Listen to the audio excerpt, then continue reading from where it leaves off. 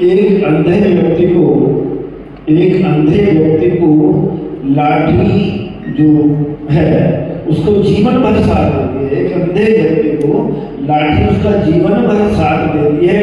अगर किसी कारण से उसको आंखें मिल जाए तो सबसे पहले उसे ही बैठना है। तो इस स्वार्थ का संसार है, इस स्वार्थ के संसार से आइए चले अध्यात्म के संसार में। वास्तविक सुख कहाँ है? गुरु चरणों में। और वास्तविक आनंद कहाँ है? गुरु की वाणी में। आइए उन भावों के माध्यम से त्रिवार वंदना करते हुए माता जी के पावन पुनीत चरणों में प्रार्थना कर रहे हैं। अपने मुखारविंद से, अपने देववाणी से, अपनी मंगलवाणी से हम सबका कल्याण करें। बोले परम पूज्य डॉक्टर सरस्वती भूषण माता जी की समस्त आज्ञा सुनने की जय करे गुरु माता, जय गुरु माता। धर्म से बंधु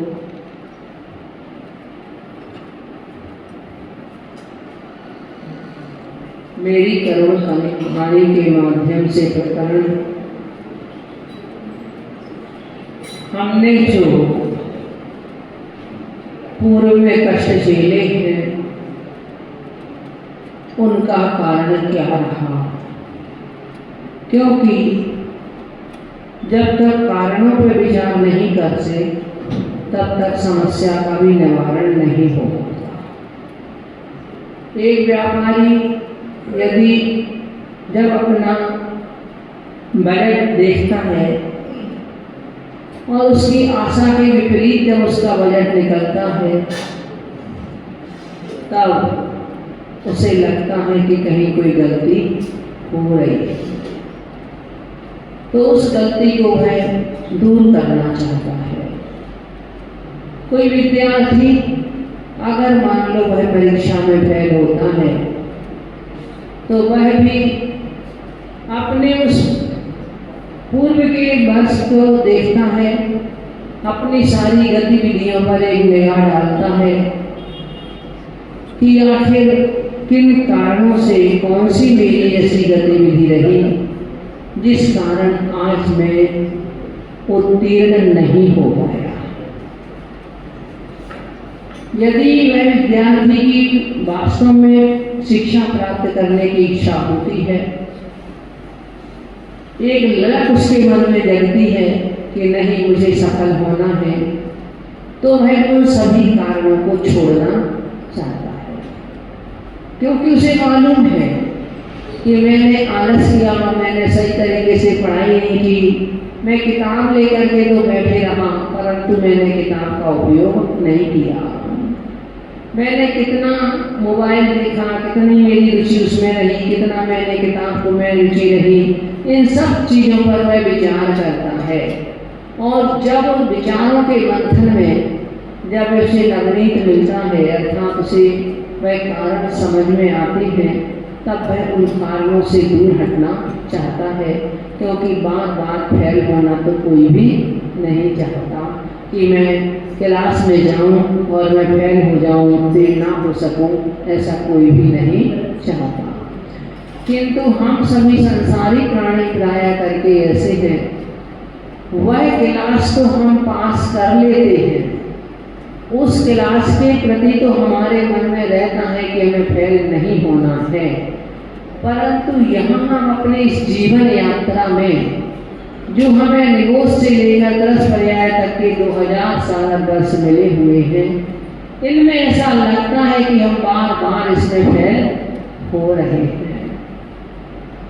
जिन परिणामों से हमारी दुर्गति हुई उन्हीं परिणामों को हम पुनः पुनः अपने आप में स्थान देते हैं। जिन भावों से हमने नरक त्रेण आदि के कष्ट झेले हैं वही भाव हम पुनः पुनः कर रहे हैं, और उन्हीं भावों को पुनः पुनः करने से वही पुराने कर्म जो हमने पहले बांधे थे उसी तरह के वह कर्म वर्गणाएं पुनः हमारी आत्मा के साथ एकत्रित होती हैं।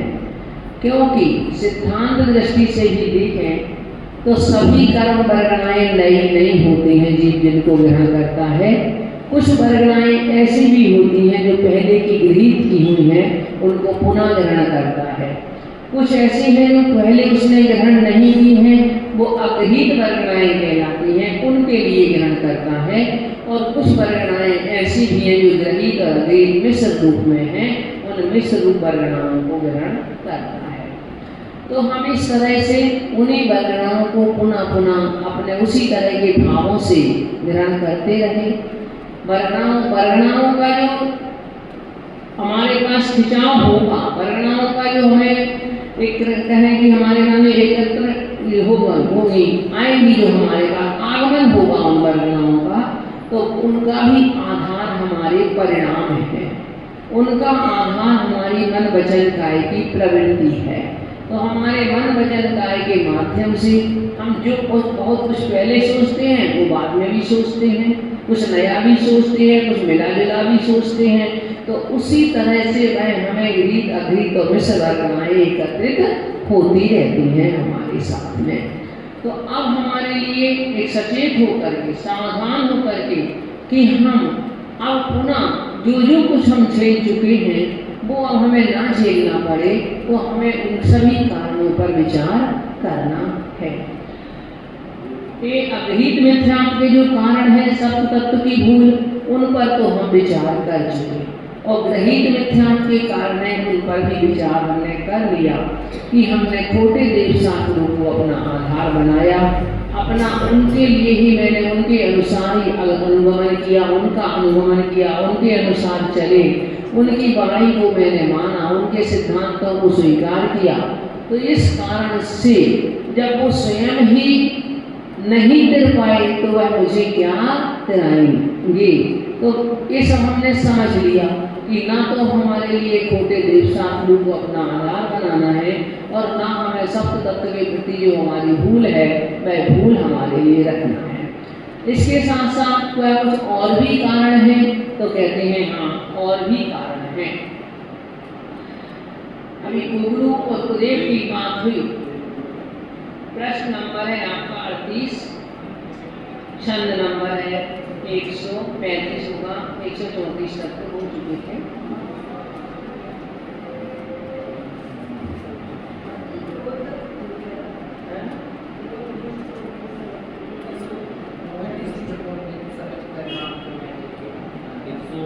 कोई बात नहीं। धर्म नाम पर ना जाने में कितने जग अनर्थ कीने, वेश बना कर पर उठवा कर अंत नरक के दुख लीने। हिंसा झूठ चोरी करके शील नशा पे छिपाया, पाप पर ही रह पुण्य समझ कर नरक सागरों दुख माया। धर्म के नाम पर मैंने बहुत अनर्थ किए हैं, आज आप देख रहे हो कि धर्म के नाम पर लोग कितने कैसे कांड कर रहे हैं। वेश साधु का धर के और स्वयं के अपने पैर पुजवा रहे हैं, स्वयं की ख्याति कर रहे हैं, हजारों लाखों लोग उनके भक्त हो जाते हैं, परंतु जब भंडाफोड़ होता है तब पता चलता है कि उनकी अंतरंग क्या था। तो बहुत सारे अनर्थ हो रहे हैं, वो धर्म के नाम पर ही हो रहे हैं। क्यों? भारत एक धर्म प्रधान देश है। यहाँ लोगों के मन में धर्म के और धर्मात्मा के प्रति आस्था है, तो वो धर्म के नाम पर मतलब अपने आप समर्पित सा हो जाता है। तो लोगों ने एक वो बना लिया कि धर्मात्मा बनकर के ठगा जाए दूसरे को, तो उन्होंने धर्मात्मा बन के ठगना शुरू कर दिया। अपन एक पुरानी बात लेकर के देखो, रावण यदि साधु के वेश में नहीं जाता तो क्या सीता उस लक्ष्मण रेखा का उल्लंघन करती? नहीं करती। साधु के वेश के प्रति उसके मन में श्रद्धा थी, आस्था थी, इसलिए वह कि साधु है तो गलत नहीं कहेगा, तो वह लेकर के उसको भिक्षा लेने के लिए उसकी बाहर आ गई। ऐसे एक नहीं हजारों कांड हो रहे हैं। अपने बड़े बड़े साधु अपने मठ बना करके जहाँ बैठे हुए हैं, लोग श्रद्धा और आस्था से जाते हैं। जब हमारा परिचय हो जाता है तो दूरियां खत्म हो जाती हैं। फिर देखो अरे महिलाएं हैं वो अकेले जाने में भी संकोच नहीं करती हैं कि भाई अपने गुरु है वो है, पर उनके साथ में फिर कोई ना कोई घटना कई बार घट जाती है। तो ऐसी घटना हुई जब आपने उसको धर्मात्मा मान करके, साधु मान करके और उसके ऊपर विश्वास किया, तभी तो हुई। अगर वो साधु के वेश में नहीं होता आपके सामने तो हम उन पर कभी भी विश्वास नहीं करते हैं। तो ऐसे एक बार तो क्या हुआ, बीना बारह एक स्थान है, गए होंगे आप लोग, वहां का पंच कल्याणक चल रहा था।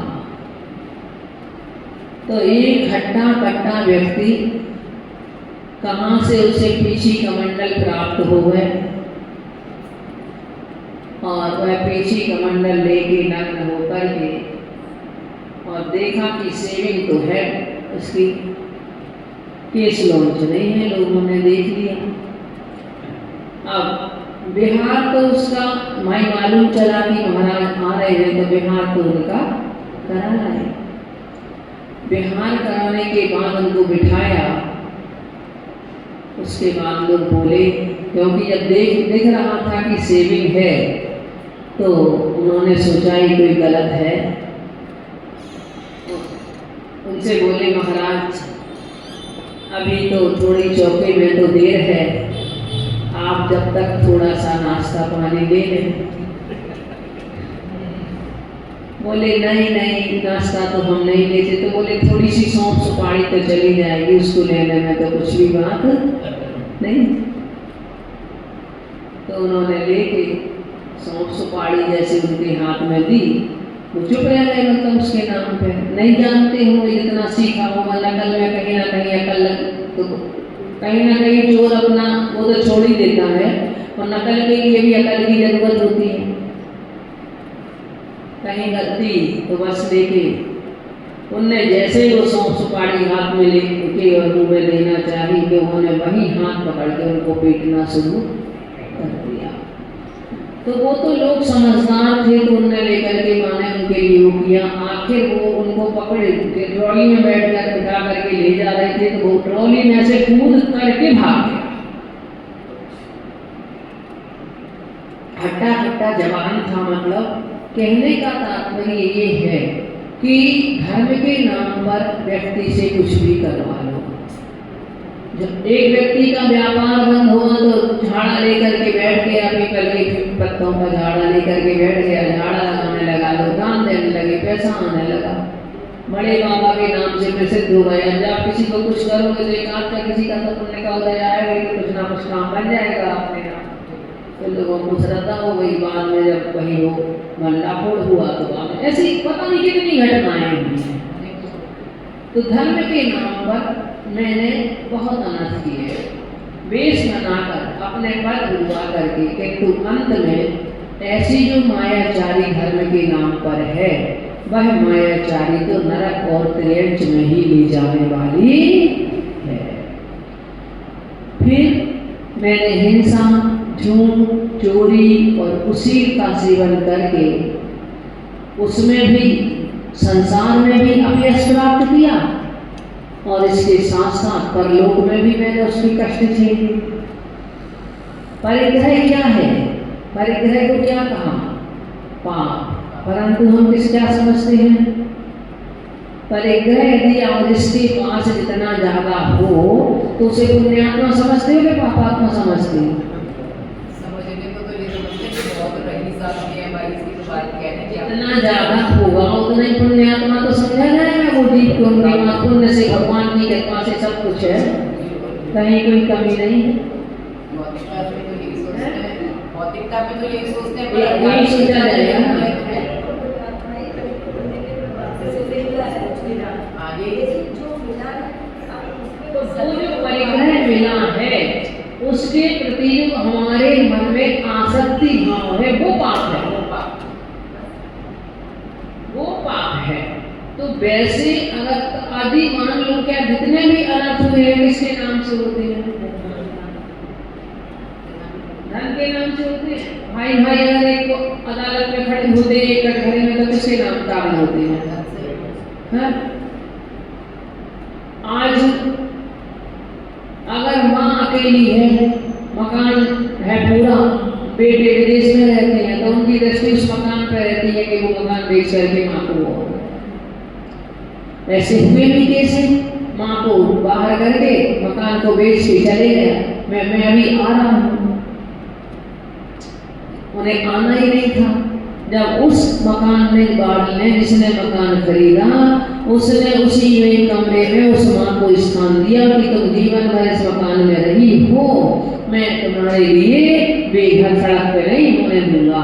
जब उसने उसके लिए बल्कि उसकी मतलब व्यवस्था की, पूरे जीवन की उसी ने मकान खरीदा और स्वयं का जन्म हुआ बेटा वह चला गया छोड़ करके।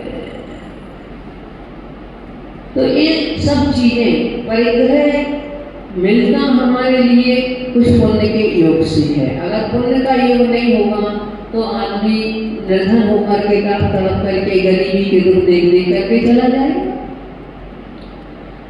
किंतु उसके प्रति जो हमारी आसक्ति हुई, मूर्छा हुई, उसके कारण भी मैंने सागरों पर्यंत नरक में दुख प्राप्त किए, सागरों पर्यंत नरक में दुख झेले। देखो कितना से परिग्रह की चाहती, अकेले पांचों इंद्रियों संबंधी परिग्रह देखो, पांचों इंद्रियों संबंधी है परिग्रह, तो पांचों इंद्रियों के विषयों के प्रति जो आसक्ति है वो परिग्रह शक्ति तो है। विषय शक्ति भी परिग्रह शक्ति है, क्योंकि विषय शक्ति के लिए आपके लिए साधन चाहिए विषय शक्ति को पूरा करने के लिए, कारण और कार्य का अंतर है सिर्फ इसमें। तो चक्रवर्ती जैसे जिसके लिए 360 रसोई है, जिसके एक बार में भोजन बन जाए दोबारा नहीं बनना है, और वो भी एक आम के लोभ में अपने प्राण गंवा बैठा।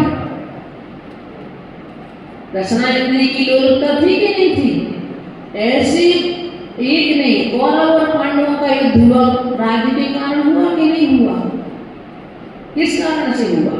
इतनी अनीति दुर्योधन के मन में आई, पांडवों को मारने की आई, लक्षा महल बना दिया कि में जल करके मर जाए तो इनका अस्तित्व नाम ही मिट जाए, लाक्षागृह बना दिया, उसमें उनको कह दिया तो हमने महल बनाया है। वो तो उनका पुण्य था, मोक्षगामी जीव थे तो उनका पुण्य था, तो वो उसमें बच करके निकल गए। किंतु उसने कितनी बार को मारने का प्रयास किया, किसके पीछे? परिग्रह के पीछे। और देख लो, अगर मान लो श्री कृष्ण ने थोड़ी सी जो मायाचारी की नैमिनाथ के प्रति, वो किसके कारण थी? राज्य के कारण से। आज भी वर्तमान में अगर दो पार्टनर हैं तो वो अपना अपना लेकर के यदि बेईमानी आती है बेईमान में, तो किसके कारण करते हैं? पैसे के पीछे।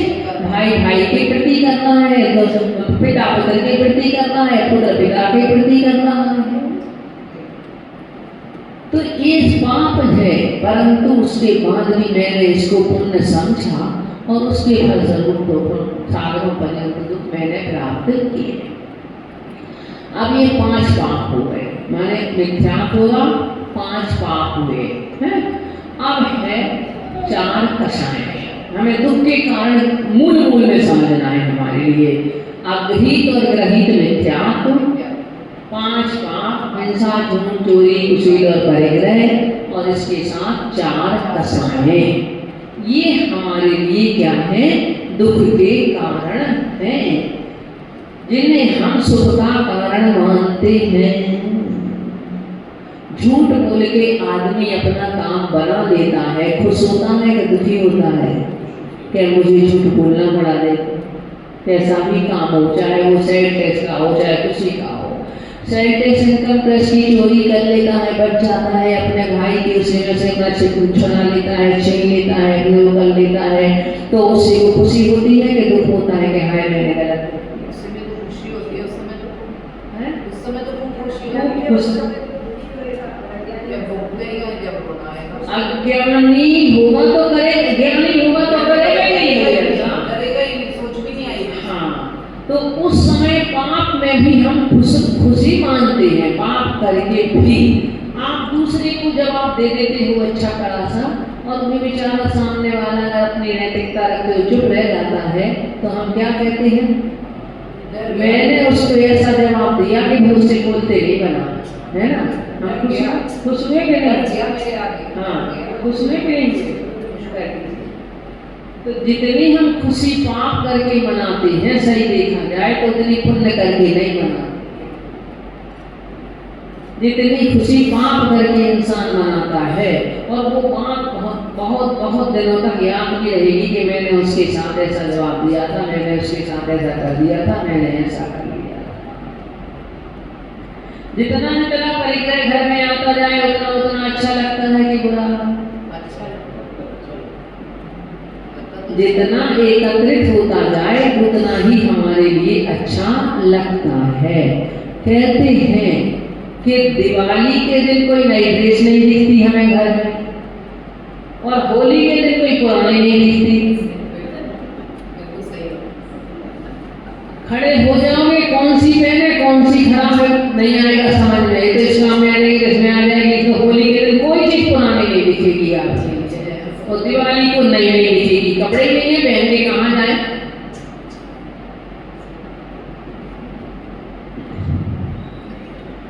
तो इस तरह से 5 पाप के कारण हम दुखी रहे। अब आगे देखें। क्रोध दुष्ट को मीत समझ कर मैंने क्यों अपनाया, ज्ञान भानु सद्गुण गुलदस्ता क्रोधाग्नि में झुलसाया। आम भाव धर जग में मैंने अपने को ऊंचा माना, नहीं दिया सम्मान गुणीजन सद्स्वरूप नहीं पहचाना। क्रोध दुष्ट को मीत समझ कर। कई लोग कहते हैं जब तक गुस्सा नहीं करो जब तक काम ही नहीं बनता। कहते बिना रोए माँ दूध भी नहीं पिलाती। जब तक गुस्सा नहीं करो बच्चों में घर में रहो। और होता भी ऐसा है, क्रोध करने वाले से लोग डर जाते हैं, इसलिए उसका काम पहले करते हैं। अगर कोई शांत है तो वही सोचते चलो छोड़ देते हैं, थोड़ा रिलेट कर देते हैं, है ना? तो इसका मतलब हमने उस क्रोध को हमने अपना मित्र समझा। तो कहते क्रोध को दुष्ट है और उसको मैंने मित्र समझ करके मैंने उसको अपनाया। तो उसमें उस क्रोध की अग्नि में परंतु मैंने अपना ज्ञान भानु, ज्ञान रूपी सूर्य से जो मेरा सद्गुण रूपी गुलदस्ता महक रहा था, उस गुलदस्ते को मैंने उस क्रोधाग्नि में झुलसा दिया। अंदर का जो हमारा एक गुण थे, क्षमा गुण था, समता गुण था, उसको मैंने खत्म कर दिया और उस क्रोध को मैंने अच्छा माना। ये हमारा रहा। तो क्रोध के कारण में भी मैं दुखी रहा। क्रोध भी एक कारण हमारे दुखी रहने का है। क्रोध के बारे में तो कहा है कि नास्ति क्रोध समम पापम, नास्ति क्रोध समम रिपु, क्रोधो मूल अनर्थानाम तस्मात् क्रोध विवर्जयेत्। क्रोध के समान कोई शत्रु नहीं है। रिश्ते संबंध टूटते हैं क्रोध में आकर के। जब तक क्रोध नहीं आता है आप किसी दूसरे पे गुस्सा कर नहीं सकते, आप किसी को मार नहीं सकते, चाहे माँ क्यों ना हो। माँ को यदि बच्चे पर क्रोध ना आए तो उस बच्चे को की पिटाई नहीं कर सकते। और जब क्रोध आता है तो छोड़ते नहीं हमें को। तो एक बार किसी ने मोबाइल में दिखाया था कि वह माँ बच्चा बेचारा सो रहा है पलंग पे और माँ बैठ करके पता नहीं किस गुस्से में थी, उस बच्चे के मुंह पे मुक्के मुक्के मार रही, उसके मुंह से खून निकल रहा है पर उस माँ को दया नहीं आ रही। चप्पलों से अपने बेटे को बच्चे को मार रही है, उसके लिए पैरों से लातों से कुचल कुचल के मार रही है। ऐसे ऐसे मतलब हमारे लिए एक दो बार कभी कभी जब ऐसी घटनाएं होती हैं तो हम दिखा देते हैं लोग कि माता जी ऐसा होता है।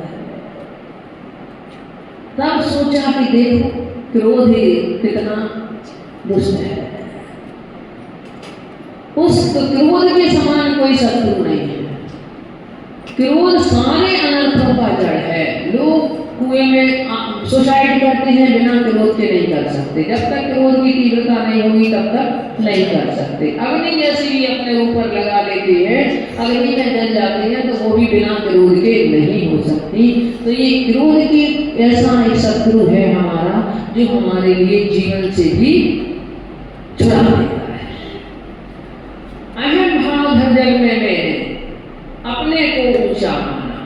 मैंने अहम भाव के कारण संसार में मैंने अपने को सबसे बड़ा माना, ऊंचा माना। नहीं किया सम्मान गुणीजन सब स्वरूप नहीं पहचाना। मैंने कभी इसलिए अपने को जब बड़ा माना तो मैंने किसी का सम्मान भी नहीं किया जो बड़ी जन थे, और अपने आत्म स्वरूप को मैंने नहीं पहचाना। पूज्य महाराज जी एक सुनाते थे छोटी सी घटना, बचपन में उनके गांव की होगी, कि एक महिला अपने पति से बोली कि तुम शहर जा रहे हो। पहले के लोग गांव से शहर में जाते थे व्यापार करने के लिए, तो मेरे लिए साड़ी ले आ।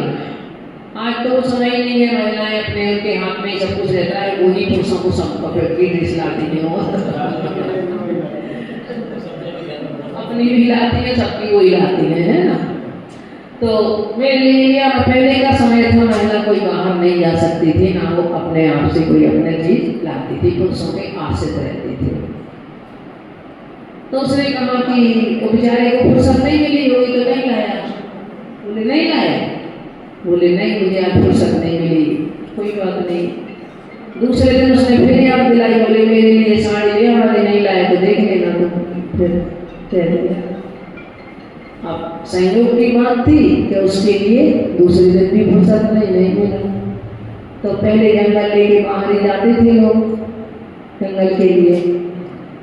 तो वो छोटा सा बेटा था, छोटे से बच्चे का हाथ पकड़ा और सुबह सुबह जंगल के बहाने गई और लेकर के वहाँ कुआ था खेत में, पहले बच्चे को फेंका, दूसरा फिर अपने खुद गिर गई कुएं में। आसपास के लोगों ने आवाज़ सुनी तो उसे तो निकाल लिया, फिर तो बच्चा तो बचा नहीं। बोले अंत में वह महिला ने जीवन भर अपना मुख नहीं दिखाया किसी के लिए गाँव वाले। इतनी अपने आप में हाँ वो हुई कि उसने अपना मुख नहीं, किंतु क्रोध के कारण देखो अपने बच्चे को भी मार दिया और खुद बच गई। वो तो एक संयोग की बात थी कि खुद बच गई। तो क्रोध के कारण, और क्रोध आता है हमारे अभिमान पर ठेस लगने के कारण। जब हमारे मान पे ठेस लगती है, मान कसाय पे, तब वो क्रोध के रूप में ऊपर निकलता है।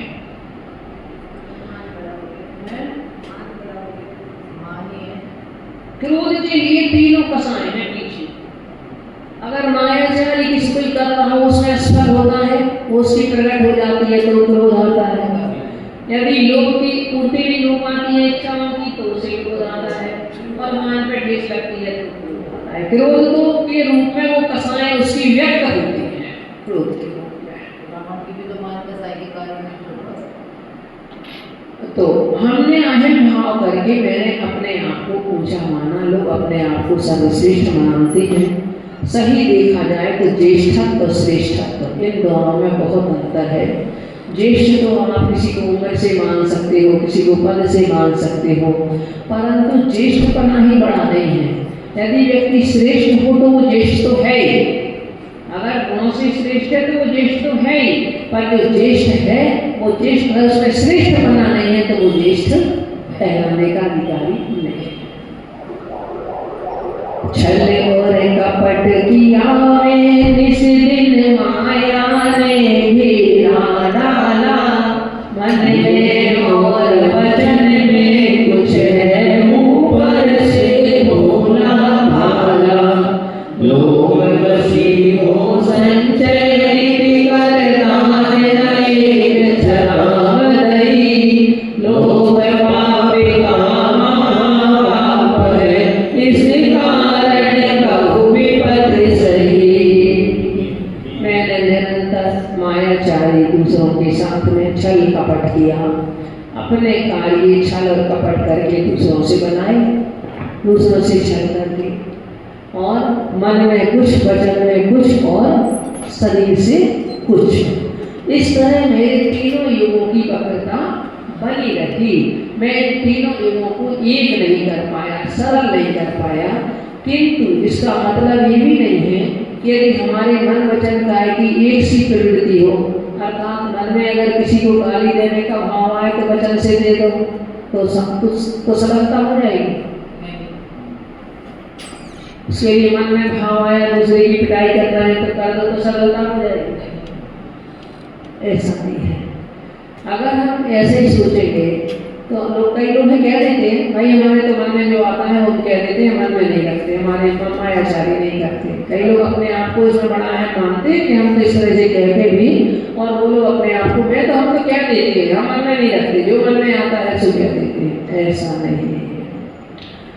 सही तो ये है, सरलता तो ये है, आर्य धर्म तो ये है कि आपके मन में आए वो जो आप वचन से कह सकते हो और काय से कर सकते हो, सरलता तो वो है। तो क्या नहीं, तो जो है मैंने अशुभ आ रहा है तो उस अशुभ को बोल देना, अशुभ को कर देना।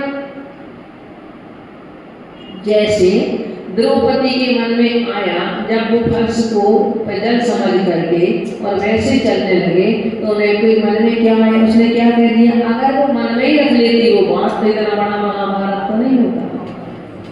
तो ऐसा महाभारत हो जाए तो ऐसे मन की बात को वचन से कहना कहाँ तक उचित है। ऐसा हमारे मन में सही तो ये है कि ऐसा आए कि हम वचन से कह सकते हैं और हम शरीर से कर सकते हैं, ऐसी प्रगति हमारे मन वचन काय की हो।